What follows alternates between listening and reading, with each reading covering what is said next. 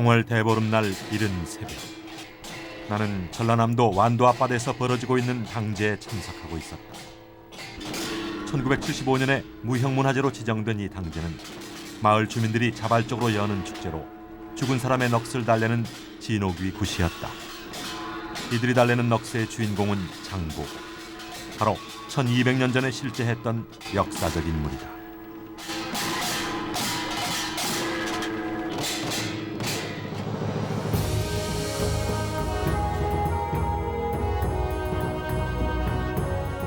장보고, 완도가 낳은 역사적 인물 장보고.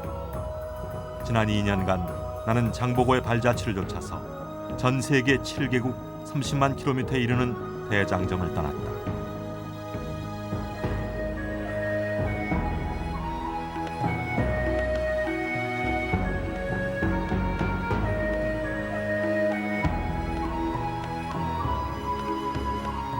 장보고는 우리 역사상 가장 독특한 인물 중에 한 사람이다.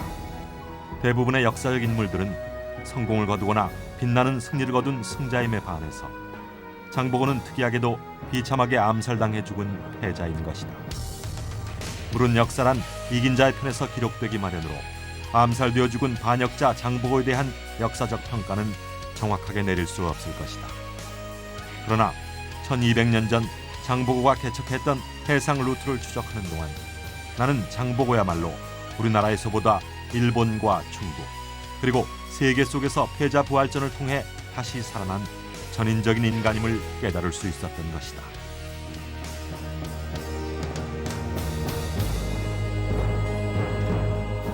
로마의 대웅변가 키케로는 바다를 지배하는 자가 제국을 지배할 것이다라고 말했다. 장보고는 키케로의 말처럼 무적의 신라 함대를 거느리고 남해를 다스렸으며 바다를 지배했던 우리나라 역사상 보기 드문 단 한 사람의 세계인이었다. 그리스 신화에 나오는 바다의 신 포세이돈, 청동의 발굽과 황금갈기의 말들이 이끄는 전차를 타고 바다 위를 달리는 포세이돈. 지중해가 그를 낳았다면 우리의 다도해는 장보고를 낳았다. 우리 민족에게 웅대한 바다의 야망과 그 신화를 남겨준 영웅 장보고. 그래서 나는 장보고를 감히 바다의 신, 해신이라고 부른다.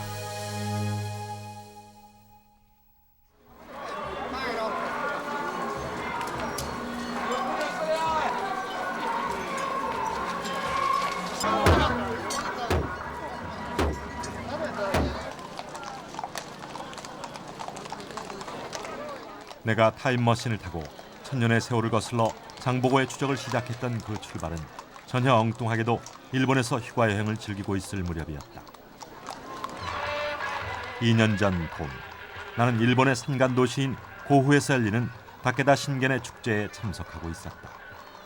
일본의 축제는 맛질이라고 불리는 독특한 것으로 각 지방의 도시마다 맛질이를 통해 향토의 문화를 자랑하고 있는데, 그중에서 일본의 전설적인 무사였던 다케다 신겐의 맛질이는 가장 손꼽히는 유명한 축제인 것이다. 나는 그 전통적인 다케다 신겐의 축제를 보기 위해 일부러 일본으로 휴가 여행을 떠났으며, 그때까지만 해도 그 여행이 장보고를 추적하는 대장정의 출발점이 되리라고는 꿈에도 생각하지 못했다. 그렇다. 지금 생각하면 다케다 신겐이야말로 장보고의 비밀을 밝히는 열쇠였던 것이다.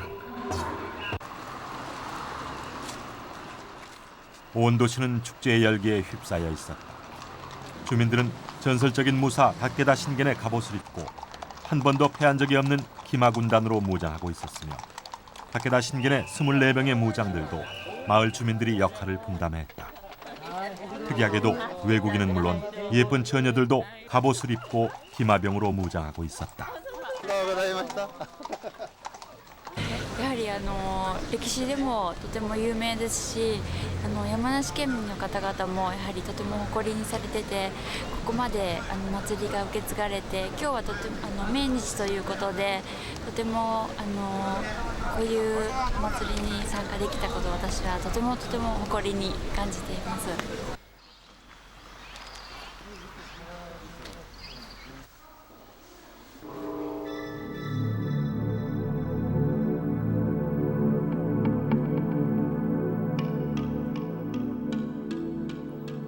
다케다 신겐.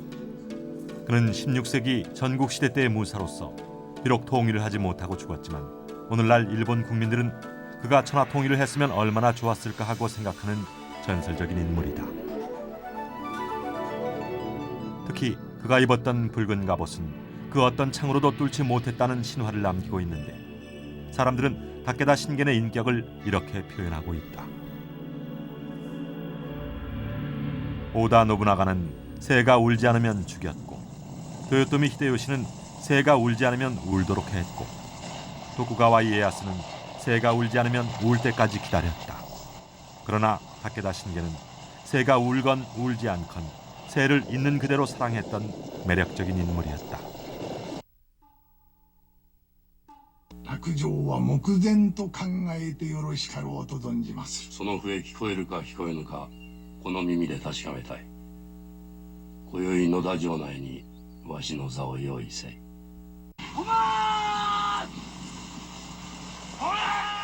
그의 매력적인 인간상은 세계적인 감독 구로자와 아키라는 가게무샤라는 영화를 통해 성공적으로 형상화하고 있다. これから伊勢長島の一向一揆を片付けに参る。 다케다 신겐은 천하 통일을 앞두고 갑자기 죽게 된다. 그때 그는 3년 동안 자신의 죽음을 비밀에 붙이고 전쟁을 하지 말도록 유언을 남겼으나 그의 죽음을 눈치챈 오다 노부나가는 마침내 전군을 몰아서 총집결했으며 다케다 신겐의 아들 가츠요리는 어쩔 수 없이 아버지의 유언을 무시하고 나가시노에서 최후의 결전을 벌이게 된다.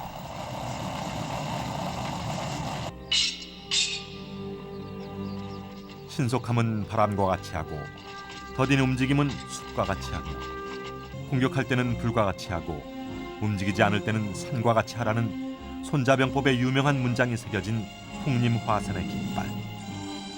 다케다 신겐의 무적 기마군단은 이처럼 풍림화산의 깃발과 전통적인 붉은 갑옷을 입고 용감하게 출전하는 것이다. いかに強しといえども馬がなくては戦にはならん。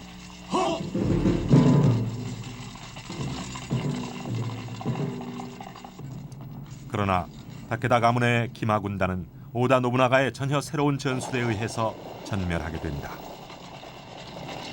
오다 노부나가는 3단계 조총 발사 작전을 구사함으로써 정지되지 않는 연속 사격으로 마침내 다케다 신겐의 기마군단을 전멸시키는 것이다.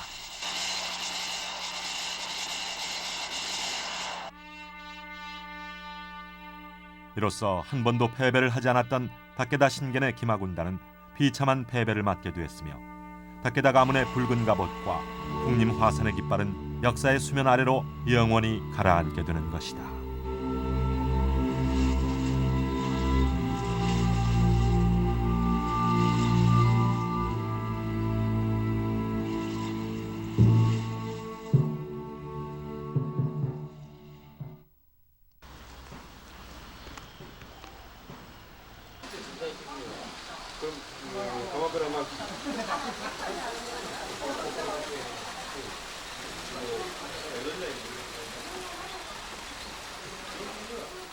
맛줄이 구경을 끝내고 나는 대대로 다케다 신겐의 시사였던 해림사를 찾아가 보았다.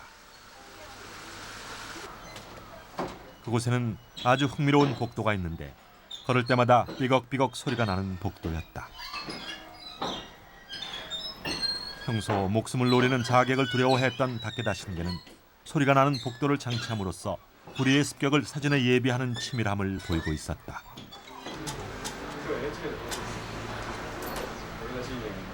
해림사의 뒤뜰에는 다케다 신겐의 묘가 있는데 아직도 그를 사랑하는 사람이 많은 것일까?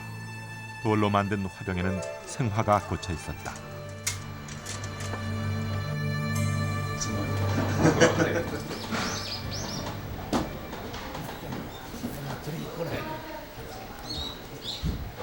나는 이곳 해림사에서 일어난 일본 역사상 최대의 참극에 대해 주지 스님에게 들었다. 武田の家臣関係になった、武将が皆このエリンジへ逃げ込ましてな織田信長公、徳川家康公の軍に追われてこれみんなお寺に逃げ込まれた時開戦国士が差し出せというのを何として断られてみんな逃されたんですね。あとまあご存知のように織田信長はこうああいう方ですから、全山の僧侶114人をと、山門の上へ追い上げられて、その下から、火をつけられて、みんなその114人の僧侶がね、過剰に遭われたと。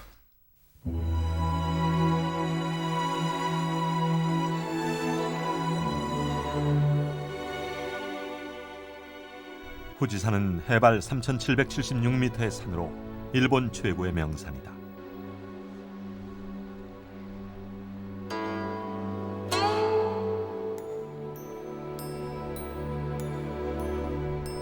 만년설이 항상 뒤덮여 있는 이 산은 다케다 신겐의 영토 안에 있는 산으로 아직도 많은 사람들은 이 산록 어딘가에 사라져버린 다케다 가문의 붉은 갑옷과 풍림 화산의 깃발 그리고 다케다 가문의 보물이 묻혀 있을 것이라 생각해서 이 산록을 뒤지고 있다.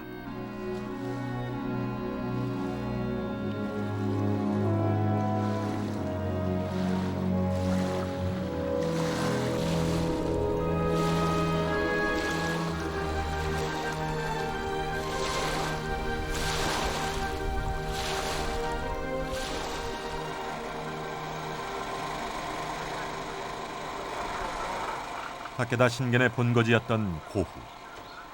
이곳에는 아직도 다케다 신겐의 이름을 본딴 상점들과 상품들이 팔려나가고 있었다. 그런 의미에서 다케다 신겐은 지금도 현지인들에게 정신적 영주로서 살아있다고 말할 수 있을 것이다. 나는 살아있는 다케다 신겐을 만나기 위해서 그의 넋이 모셔져 있는 신사를 찾아가 보기로 했다. 신사의 곳곳에는 아직도 다케다 신겐의 문장인 마른 목골 문양이 새겨져 있었다. この旗の海が何ですか？これですね、はい、いわゆる日の丸ですけども、武田家に代々伝わる旗ですね、いわゆる武田家の家宝といたしまして、日本最古の日章旗とも言われてますので、盾なしの鎧と、日の丸の旗、これを三旗盾なしというんですけども、これが新羅三郎義満公からずっと伝わってきている海源氏の家宝の一つ、本物は円山の雲宝寺というお寺にありますけど、はい、ございますがね。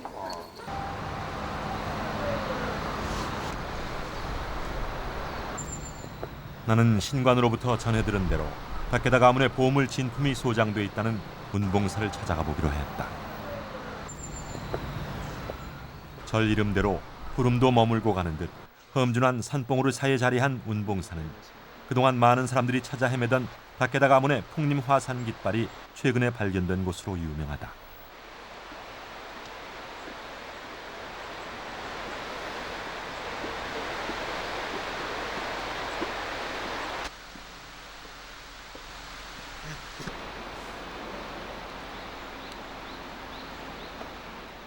그러나 다케다 신겐의 축제를 보기 위해서 휴가 여행 중이었던 나는 운봉사에서 전혀 새로운 충격을 받게 되는 것이다. 그렇다. 운봉사는 내게 있어 장보고 추적에 불을 당긴 도화선이라고 말할 수 있는 것이다. 운봉사는 패배한 다케다 일족이 자신들의 가보를 적군에게 빼앗기지 않고 숨겨두기에 적합할 만큼 깊은 산속에 숨어 있었으며 마침 피어난 벚꽃들이 고차를 수놓고 있었다. 운봉사의 보물관엔 다케다 가문의 전통적인 문양 진품이 소중하게 보관돼 있었다.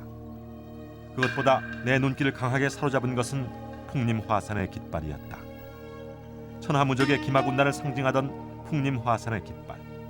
그와 더불어 다케다 가문의 가보였던 붉은 갑옷은 도대체 어디로 사라져버린 것일까? 무거운 발길을 돌리던 나는 우연히 보물관 벽에서 전혀 뜻밖의 사실을 발견하게 됐다. 다케다 가문의 계보를 보던 나는 그곳에서 다케다가의 시조인 사람의 이름을 발견한 것이었다.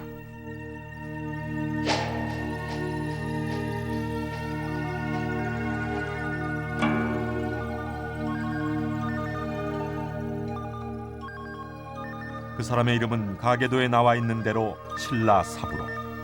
신라는 우리나라에서 실제로 있었던 고대 국가의 이름이 아닌가. 그런데 어째서 우리나라의 고대 국가 이름이 다케다 가문의 시조인 요시미츠 앞에 성으로 붙어 있는 것일까?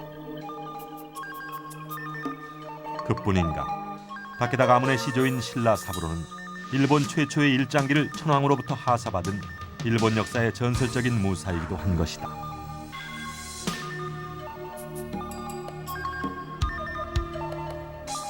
그렇다면 신라 사부로, 그는 누구인가? 내 역사의 추적은 이렇게 다케다 신겐에서 신라 사부로로 방향을 바꿔 새로운 국면을 맞게 됐다.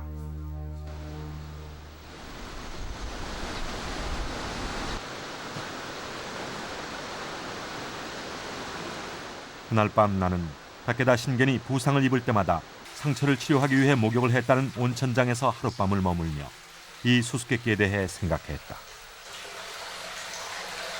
그러나 수수께끼는 전혀 생각지 않았던 엉뚱한 곳에서 풀리게 된다.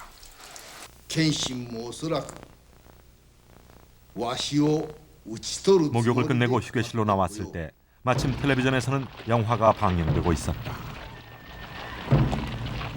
다케다의 고향이어서 그런지 다케다 신겐을 주인공으로 하는 영화였다.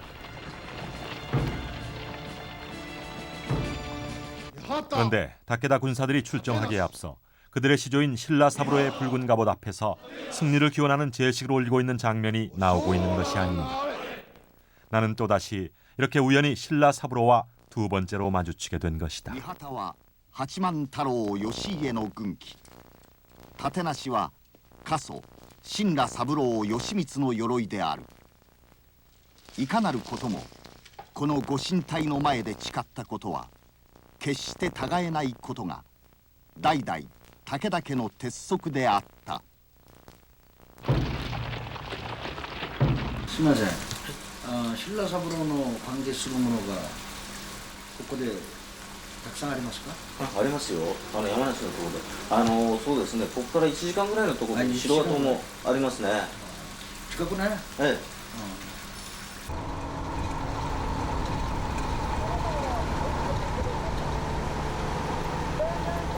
다음 날 나는 온천장에서 들은 대로 1시간 거리에 있는 신라 사부로의 성을 찾아 나섰다. 마침 그날은 온천지에 꽃이 만발한 눈부신 봄날이었다.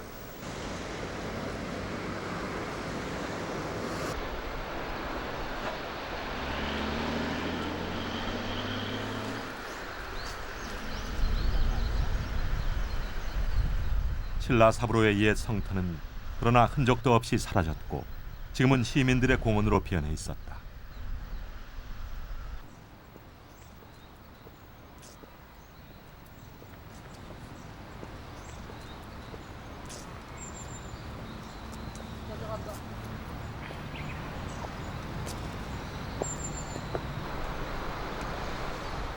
다케다 가문의 시조인 신라 사부로. 그는 1045년에 태어나 1127년에 죽은 헤이안 시대 후기의 뛰어난 무장이었다. 전쟁의 귀재였던 신라 사부로는 항상 높은 곳에 성을 쌓아 진지를 구축했으며 망루를 세워 적을 감시했을 뿐 아니라 적이 침입하면 총을 쳐서 경계태세를 게을리하지 않았던 것이다. 신라 사부로는 특히 조정의 반기를 들고 일어난 반역자들을 진압했는데 이를 일본 역사에서는 후 3년의 전쟁이라고 부르고 있다. 그의 아버지 요리요시 또한 뛰어난 무사로서 일찍이 전 9년의 전쟁을 평정했던 영웅이었는데 신라 사부로는 특히 붉은 갑옷을 입고 항상 선두에 나서 싸울 때마다 승리했으므로 일본 최초의 일장기를 천황으로부터 하사받았던 것이다.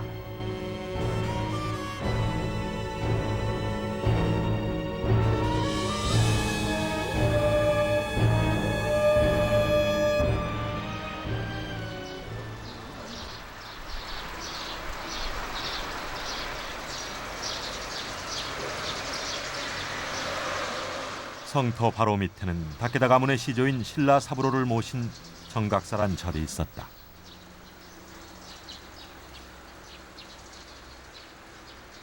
그 절을 방문했을 때 나는 그 절의 주지로부터 또다시 전혀 새로운 얘기를 전해 듣게 된다. 武田信玄は義満公から19代後、代後の人で、でこれ武田を名乗ったというのは義満から4代目の信繁が韮崎の武田っていう地区を治めるようになって、それで武田を名乗って、それから代々武田となってるわけです。 말을 마치고 나서 주지스님은 나를 신라사부로의 신유가 있는 곳으로 안내했다. 법당 뒤편에 신라사부로의 위패가 모셔져 있었다. いわゆる右側が新羅三郎義満で、右、はい、まあ新羅三郎義満時代ではないと思いますけどね、当然何代かの住職のうちやっぱり、寺を起こした海木さんは祀った方がいいんだろうってことで祀ったんじゃないかと思います。はい。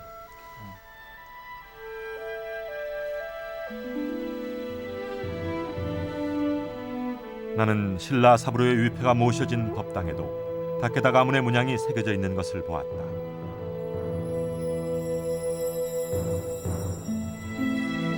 뿐만 아니라 그 문양은 정각사의 지붕에도 그의 혼을 기리는 탑 위에도 곳곳에 선명하게 새겨져 있다. 그렇다면 다케다 가문의 문양도 결국 신라 사부로로부터 비롯된 것은 아닐까? 나는 또다시 강력한 의문에 사로잡히게 됐다. 新羅三郎義満が はい。 三井寺の中にある、新羅宮で元服した時、その時神官がかけてくれた片びら、片びら、はい、 새로운 사실이었다. 신라 사부로가 13살 되던 해 신라 선신당 앞에서 성인식을 올렸고 다케다 가문의 문양도 그때 신관이 옷 위에 그려주었다는 것이다. 신라 전신도와 どこにありますか？これ三井寺の中に、三井寺の中に、滋賀県の大津市ですね。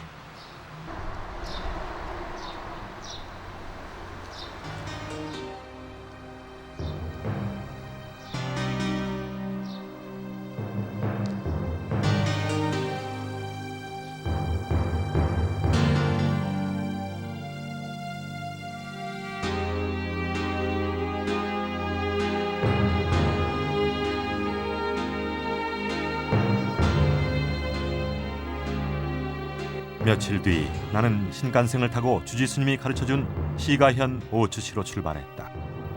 다케다 신겐의 맛지리를 구경하기 위해 휴가 여행을 떠났던 나는 갑자기 수수께끼의 인물 신라 사부로의 정체를 밝히기 위해 사건 현장에 뛰어든 수사관이 된 느낌이었다.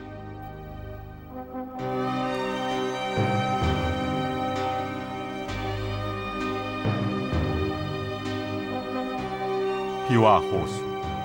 일본 내륙 지방에 있는 거대한 호수. 비와호는 뛰어난 풍광을 자랑하고 있는 일본 최고의 관광지이다. 나는 비와 호수가 있는 오츠시를 몇 번 방문한 적이 있었다. 역사 소설을 쓰기 위해 이곳으로 답사 여행을 떠나왔던 것이다. 왜냐하면 이곳 비와 호수 연안의 오츠 지방은 우리나라로부터 건너온 도레인들의 집단 거주지였기 때문이다.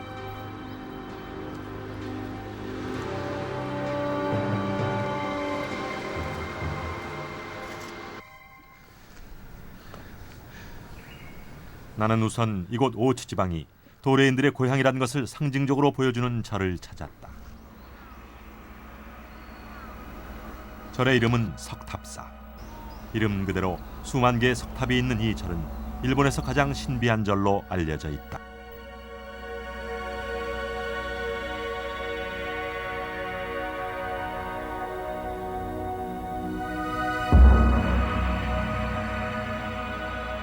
이 수만 개의 석탑들은 도대체 누가 쌓은 것일까? 백제가 멸망했을 때 바다를 건너온 도레인들은 이곳 오츠 지방에서 신백제를 건설하려 했던 것으로 알려져 있다.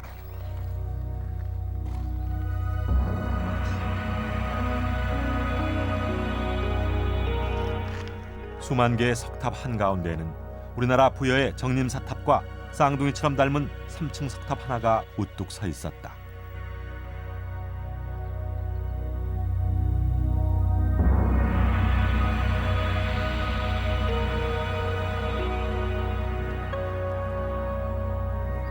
일본의 유명한 작가 시바리오타로는 이 3층 석탑을 가리켜 마치 갓쓴 조선의 선비를 보는 것 같다고 극찬했다. 그렇다면 백제인들은 중앙에 위치한 3층 석탑을 중심으로 어째서 이렇게 수만 개의 탑들을 만들어 놓았던 것일까?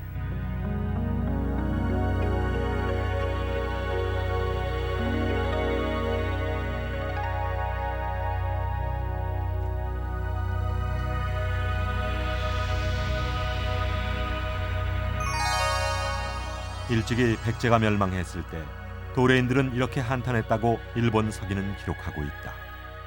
아, 백제가 망했다. 백제의 이름이 오늘 끊겼으니 조상의 성묘를 어디에서 할 것인가. 이런 탄식대로 바다를 건너온 도레인들은 떠나온 고향이 그리울 때마다 만국의 한을 달래기 위해 간절한 마음을 담아 이처럼 돌탑들을 세워놓은 것이다.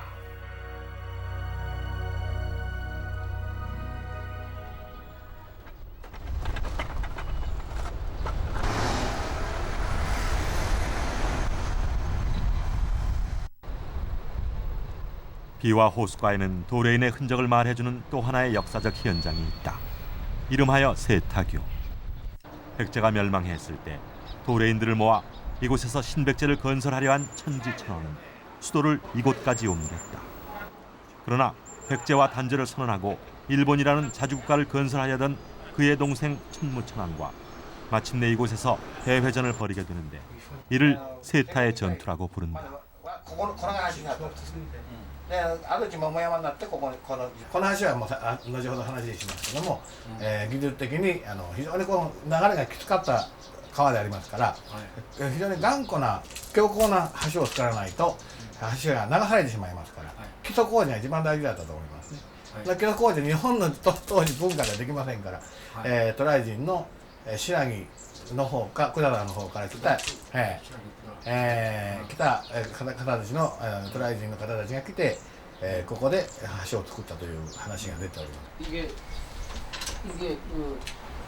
す。 주지 스님은 나에게 세타교에서 나온 파편을 보여주었다. 파편은 피가 통하는 듯 따뜻하고 부드러웠다. 그 순간 나는 1400년의 세월을 거슬러 올라가 고도의 문명과 기술을 가졌던 우리 아버지의 아버지, 그 아버지의 아버지인 선조들의 손을 마주잡은 느낌이었다.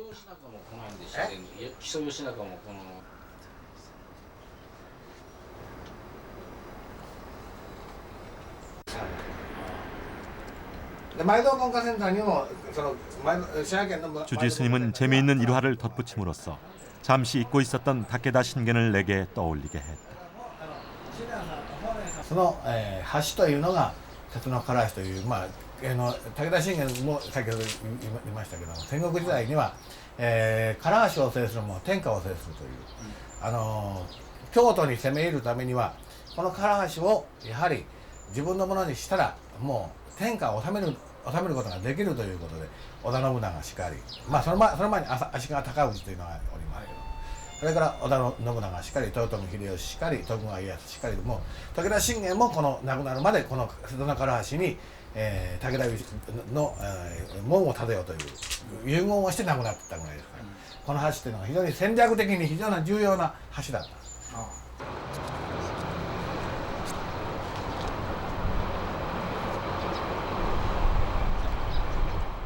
이곳에서 신백제를 건설하려던 천지천왕의 야망은 결국 이루어지지 못했다. 왜냐하면 갑자기 비형이 들어 죽었던 것이다. 그의 아들은 25세의 청년 오토모 왕자. 그는 672년 7월 자신의 작은 아버지인 천무천왕과 바로 이곳 이 다리 위에서 천하쟁패의 전쟁을 벌여 비참한 패배를 맞게 된다. 이 패배로 인해 이 비와 호수는 붉은 피가 흘러넘쳤다고 전해지고 있는데 1000년 전에 이러한 역사적 비극을 아는지 모르는지 강물은 여전히 흘러가고 있을 뿐이었다.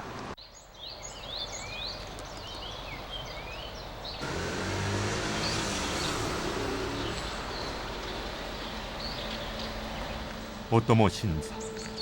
나는 내친 김에 일본 역사상 가장 비극적인 왕이었던 오토모의 넋을 기리는 신사를 찾아보기로 했다. 일본 서기는 이 왕자의 비극적인 최후에 대해서 이렇게 기록하고 있다. 오토모 왕자는 마침내 도주할 길이 없어져 야마사키에 숨어서 스스로 목을 메어 죽었다.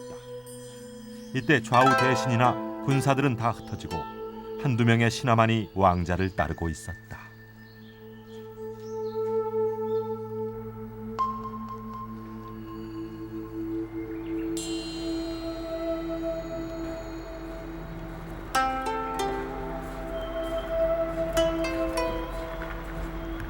마침내 조카였던 오토모 왕자를 죽이고 천하를 얻은 천무는 목을 메어 죽은 왕자의 시신을 이곳에 묻고 성대하게 장례를 치루었다.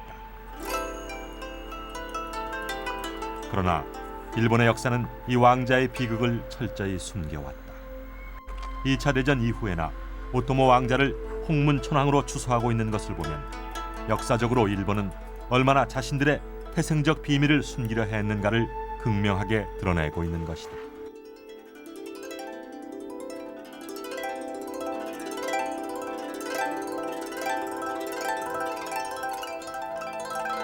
이곳 일대에 살았던 도레인들은 비극적으로 죽은 왕자 오토모의 이름을 자신들의 성으로 바꿈으로써 그를 정신적 지주로 섬겨왔던 것이다.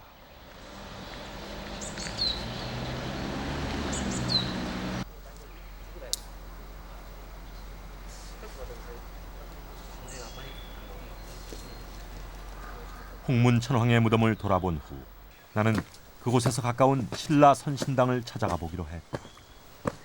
신라 사부로가 신라 선신당 앞에서 성인식을 올렸다는 정각사 주지스님의 말을 떠올렸기 때문이었다.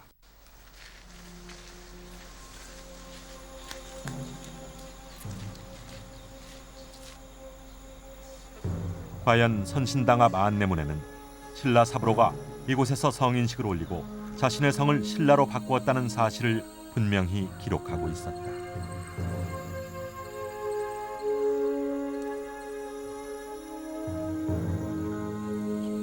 그러나 안내문을 천천히 읽어 내려가는 동안 나는 또 다른 의문에 사로잡히게 되었다. 신라 사부로는 바로 이 신라 선신당에서 모시고 있는 신라 명신을 자신의 수호신으로 삼았으며 그 신라 명신의 이름을 성으로 삼았다는 새로운 사실을 발견하게 된 것이다.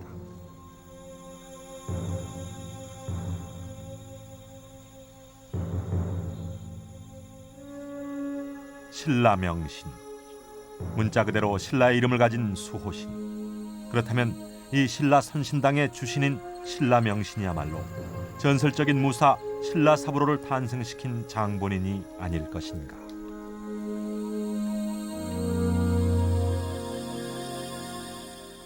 그 순간 나는 신라 선신당이 모시고 있는 비보인 신라 명신에 대해 강렬한 호기심을 느꼈다.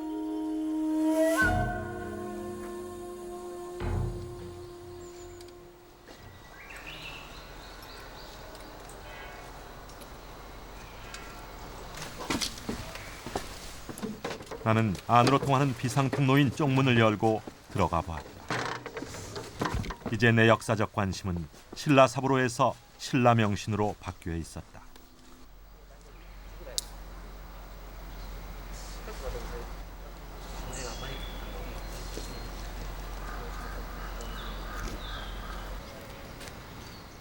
나는 주위를 살펴보았다. 그러나 봄볕이라기에는 뜨거운 햇살이 깨어진 유리조각처럼 반짝거리는 뜰락은 사람의 인기척을 찾아볼 수 없을 만큼 텅 비어 있었다.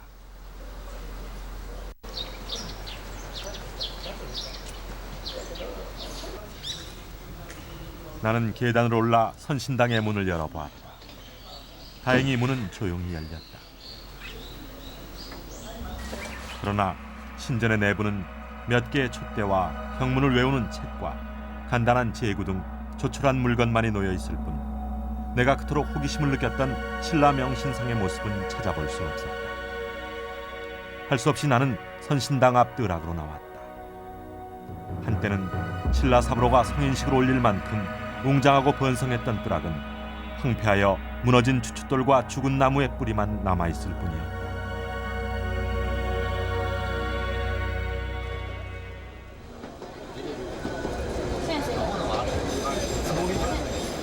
나는 신라 선신당을 관장하는 미데라를 찾아보기로 결심했다.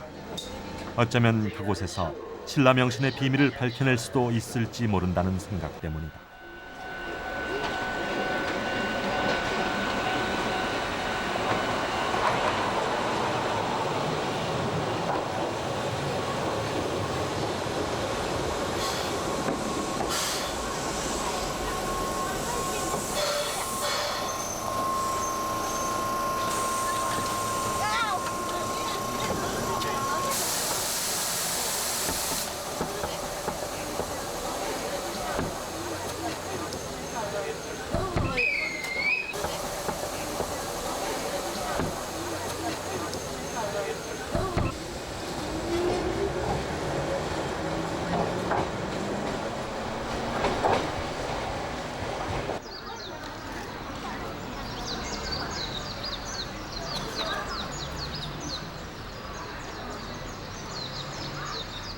미이데라의 원래 이름은 온조지다. 비극의 왕자 오토모의 이름을 따서 자신들의 성을 삼았던 도레인 집단 오토모시. 그들의 시사였던 온조지는 이곳 오추 지방 최고의 명찰이다. 내가 찾아갔을 때 미이데라는 온통 벚꽃들의 천지였다. 벚꽃은 한창 피어났을 때보다 춘정을 참아 견뎌내지 못하고 떨어질 때가 더욱 아름답다던가. 짓궂은 봄바람에 한 무더기씩 꽃잎들이 상처기를 입고 흩날리고 있었다. 미이데라의 금당은 천하를 통일한 도요토미 히데요시가 창건한 건물 자체가 국보. 내가 찾아갔을 때는 전국에서 찾아온 수많은 참배객들이 두 손을 모아 합장을 하고 부처님께 소망을 빌고 있었다. すみません。신라 병신は 今どこでありますか？神羅明神をお祭りしておりますのは、御城寺の行政区域っていいますか、ブロックの中で北院って言われる部分にあって、そこに神羅禅神堂っていうお堂があります、そこのご本尊としてお祭りされてます、ですから北からこの御城寺全体を守るという形をとってます、鎮守の神さんなんですね。神羅明神様はね、国宝に指定されてまして、我々のお寺にとっては非常に、重要な尊像なんです、秘仏ということになっておりまして、我々お寺の僧侶でさえ直接日頃拝むことができません。今のところ次に公開する予定もありません。それほど厳重な秘仏となっております。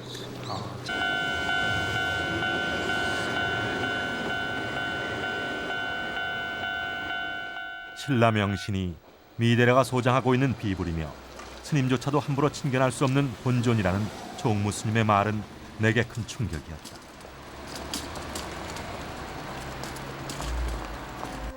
우연히 다케다 신견의 맞지리에 참석했다가 발견한 신라 사부로. 그 신라 사부로가 성인식을 올린 신라 선신당. 그 선신당이 수호신으로 모시고 있는 신라 명신을 나는 차례차례 떠올려 보았다.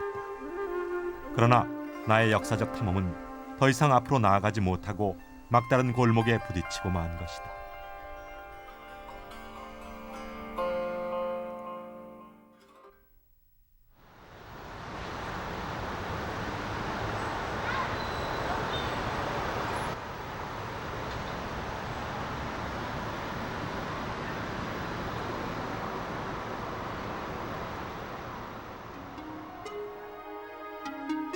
긴 여행 끝에 집으로 돌아온 나는 그때부터 미이데라에 대해서 공부하기 시작했다.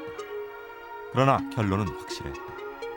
그것은 미이데라의 본존불인 신라 명신상의 정체를 밝혀내지 못한다면 내 역사적 탐험은 한갓 수포로 돌아갈 수밖에 없다는 것을 깨달은 것이다. 그래서 나는 미이데라의 총무 스님에게 정중하게 편지를 썼다. 그러나 봄이 가고 여름이 지나고 가을이 올 때까지 아무런 답장이 없었다. 마침내 빨갛게 감이 익을 무렵 나는 반가운 편지를 받았다. 빠른 시일 안에 한번 들러달라는 내용이었다. 나는 즉시 비행기를 타고 미이데라로 달려갔다.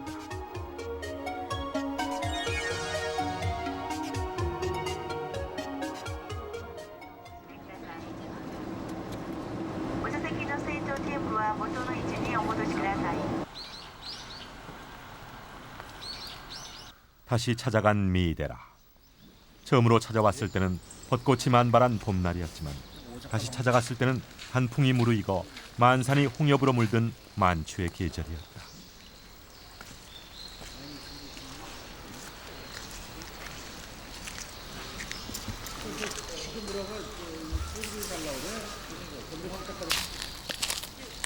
두 번째로 찾아간 미이데라에서 나는 그동안 공부했던 대로 미이데라를 창건한 엔친 스님의 모습을 발견할 수 있었다. 엔친, 일본 천태종의 5대조인 엔친은 당나라에서 구법 여행을 끝내고 돌아와 이곳 미이데라의 초대 주지로 취임함으로써 일본 불교의 최고 지도자가 되었다. 그런데 당나라에서 돌아오는 길에 엔치는 아주 특별한 종교적 체험을 하게 된다.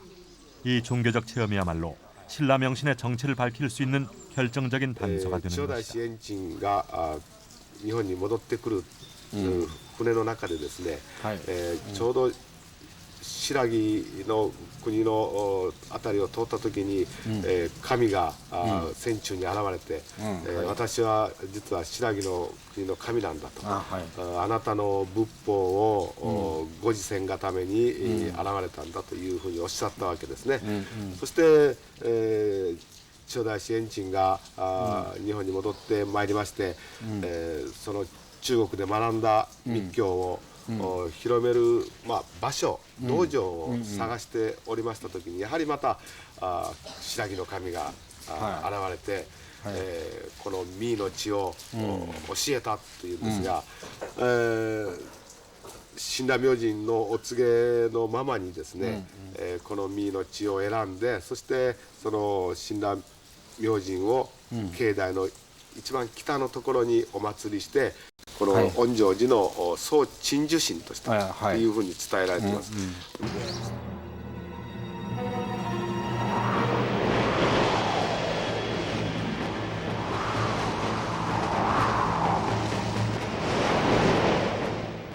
엔치는 858년 6월 당나라에서 발해 국상인 이연효의 선편으로 귀국길에 오릅니다.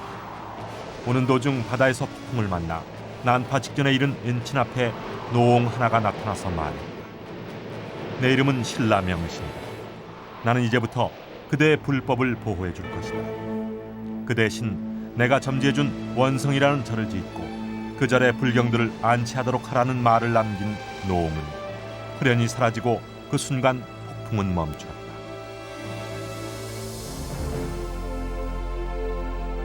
이로써 엔치는 무사히 귀국하게 됐고 신라 명신이 시킨 대로 원성사에 주석하는 한편 자신이 만났던 신라 명신을 불상으로 만들어 봉안하고 신라 명신을 자신의 수호신으로 삼았던 것이다. 설명을 마친 총무스님은 내게 고마운 의견을 내놓았다. 그것은 미이데라의 비불인 신라 명신을 보여줄 수 없는 대신 미이데라가 소장하고 있는 또 다른 국보인 신라 명신 족자를 보여주겠다는 것이었다.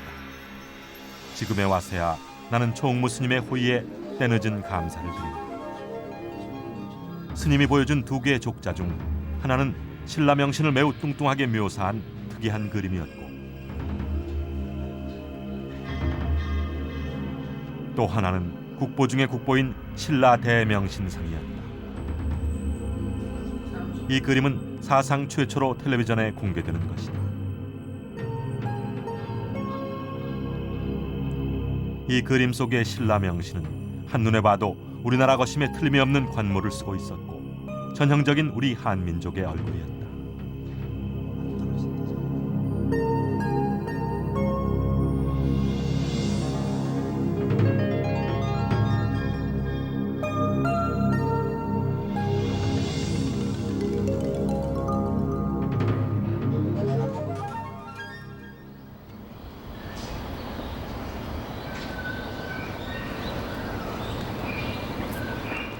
총무스님은 내게 또 하나의 호의를 베풀었는데 그것은 신라 선신당을 관리하는 할머니를 소개해 준 것이었다. 지금은 돌아가신 주지의 부인이었던 이 할머니는 90세가 넘은 노인이었는데 찾아간 나를 마치 친아들처럼 반갑게 맞아주었다. その地方大師が朝鮮に渡る時に朝鮮の機でナンパして、それで海から立った龍神っていうのが老人の姿が死んだ明神やって、それを助けていただいたっちゅうて、で日本に帰ってきてから自分の宗派を開く時に、ここにこの親鸞全身土地を建てるっていうのか親鸞全身土地だったかそれは知りませんけども、智正大師が自分の宗派のお寺を建てる、その時にですからその後をみんなこう通してしまう、そこにそういうのがあったという印に、あの中に入ったところに小さいお宮さんがありますね、小さい、このおやつら、あれを形として作ったんですわ。 말을 마친 할머니는 내게 뜻밖의 호의를 베풀었다. 내가 그토록 보고 싶어했던 신라 명신의 모습을 보여주겠다는 것이었다.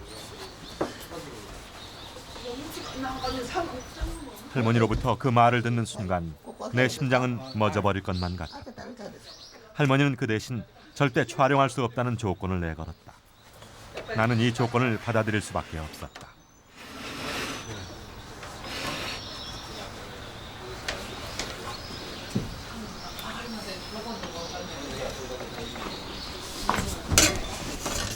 마침내 할머니는 선신당의 문을 열고 안으로 들어갔으며 신라 명신에게 용서를 빌듯 끝없이 중얼거리며 기도를 드렸다.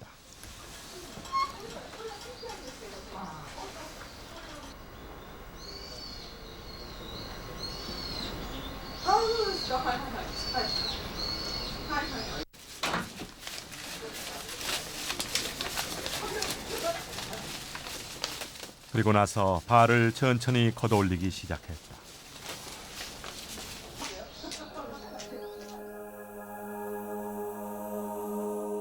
향불이 타오르고 있는 신당 앞에서 나는 할머니의 모습을 숨죽여 지켜보고 있었다. 신자는 자물쇠로 굳게 잠겨 있었다.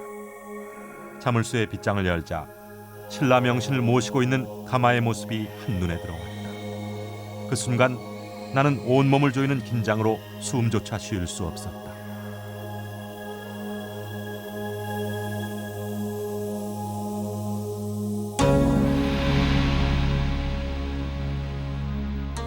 비불 중의 비불. 높이 72cm의 신라 명신상에 대해서 미데라 측은 다음과 같이 설명하고 있다. 신라 명신 좌상은 신라 선신당의 본존으로 일본 신상 조각의 대표적인 걸작이다. 신상의 모습은 매우 이국적이며 머리에는 산형의 관을 쓰고 있는데 이는 일본에서 찾아볼 수 없는 이색적인 모습이다. 신상 전체는 채색되어 있고 관은 검은색, 육신은 얼굴부터 손발까지 백색, 눈은 흰자위에 해당하는 부분은 붉게 하여 새까만 눈동자를 그렸으며 입술은 붉게 채색했다. 엔친이 배 위에서 만났을 때 나는 신라 명신이라고 말했듯이 이국신으로서의 독특한 모습이 종합되어 있고 강렬한 인상을 풍기고 있는 것이다. 미데라 측의 설명이 아니더라도 신라 명신의 그 날카로운 눈매는 내 가슴에 비수가 되어 내리꽂히고 있었고 나에게 다음과 같이 외치고 있었다. 나는 내가 그렇게 보고 싶어하던 신라의 명신이다.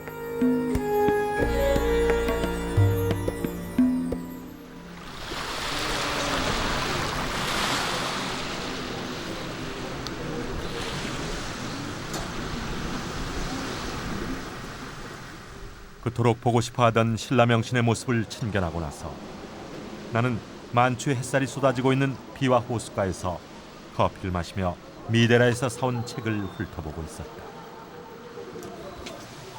그러나 나는 아직 완전히 신라 명신의 비밀을 밝혀낸 것은 아니었다.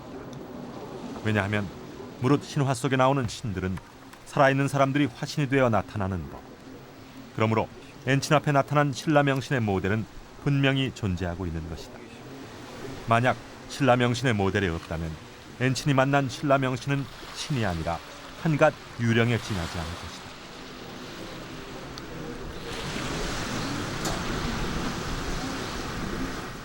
그 순간 내 눈을 강하게 잡아당기는 그 무엇이 있었다.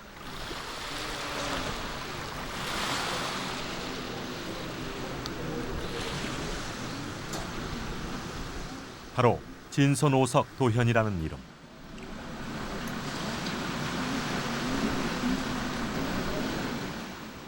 진선오석 도현은 839년부터 858년 사이에 역사 기록에 분명히 실존을 했던 인물이다.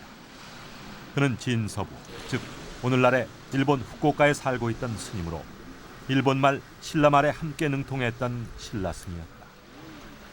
도현의 이름을 발견한 순간 나는 번뜩이는 영감을 느꼈다.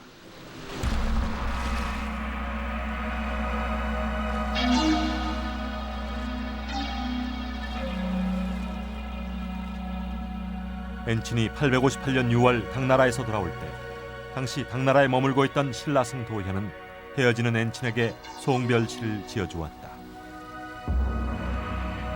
송별시의 제목은 다음과 같다. 내봉공상이신 엔친 스님이 중국에서 동쪽 일본 나라로 돌아가실 때 이별을 아쉬워하면서 삼가 송별시를 드립니다. 나는 비와 호숫가에 서서 신라승 도현이 엔친을 위해 쓴 송별시의 내용을 천천히 떠올려 보았다.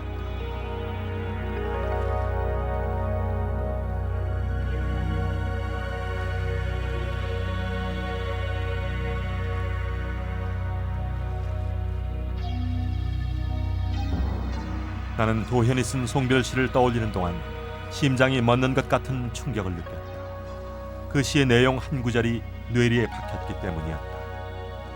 바다는 작은 미로를 감추고 있다. 그 무렵의 바다. 바닷속에 감춰진 미로를 파헤친 사람은 도대체 누구였던가? 장보고. 순간적으로 내 머릿속에 떠오른 인물은 장보고였다.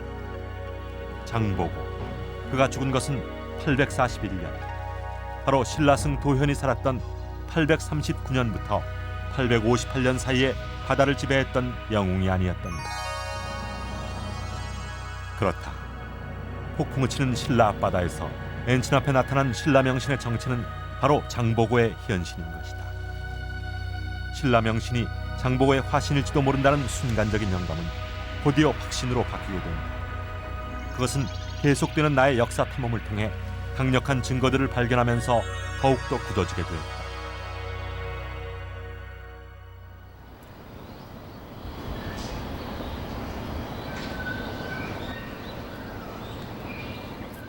나의 역사 탐험은 이렇게 신라 명신에서 전혀 생각지도 않았던 장보고로 그 방향을 바꾸게 된 것이다.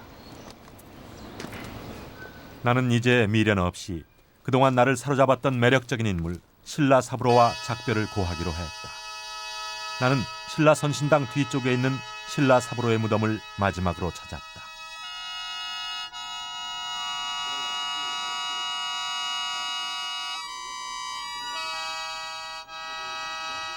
신라 사부로의 무덤을 찾아가는 내 귓가에 옛 악기의 소리가 들려왔다. 생황 소리였다.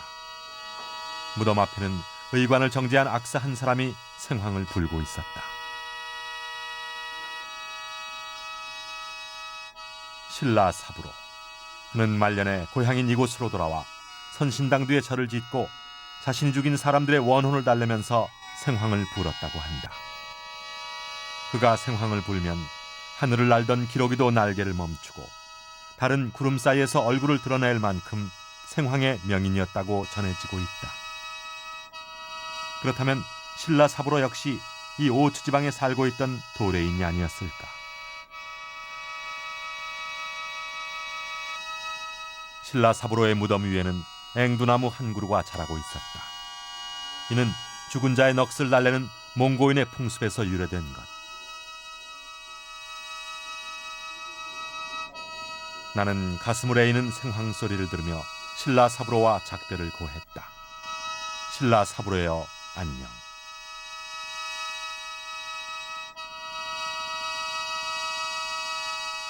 그러나 신라 사부로와의 이별은 또 다른 만남의 시작이었으니 예상 밖의 인물 신라 사부로를 미끼로 나를 역사의 시면 속으로 끌어들인 사람은 바로 장보고.